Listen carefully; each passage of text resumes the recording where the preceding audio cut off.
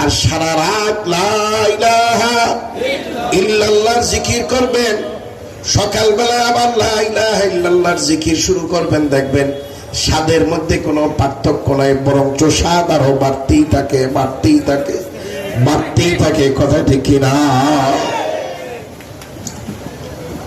ঈশার নামাজ পড়লাম, ইমাম সাহেব তেলাওয়াত করলেন, তেলাওয়াত বড় মজাই লাগলো।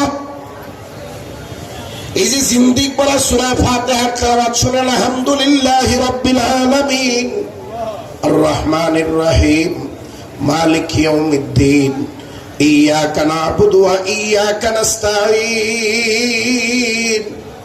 প্রতিদিন এই সূরাটা আমি আর আপনি তেলাওয়াত করি, প্রতিদিন ইমাম সাহেব তেলাওয়াত করে, আমি আর আপনি শুনি। শুনতে শুনতে তেলাওয়াত করতে করতে অনেকের দাড়ি পাকছে, চুল পাকছে, দাঁত পুড়ে গেছে, কিন্তু আলহামদুলিল্লাহ কোনোদিন কি পুরাতন মনে হইছে? অরুচিকর লাগছে? মজা কম লাগে? কেউ কি কোনোদিন কইছে বারবার এক সূরা আর কত পড়বো?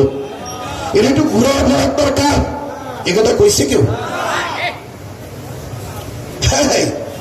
হায়াত যদি 1000 বছর বাদ, আলহামদুলিল্লাহি রাব্বিল আলামিনের মজা 1000 বছর তেলাওয়াত করবেন, মজা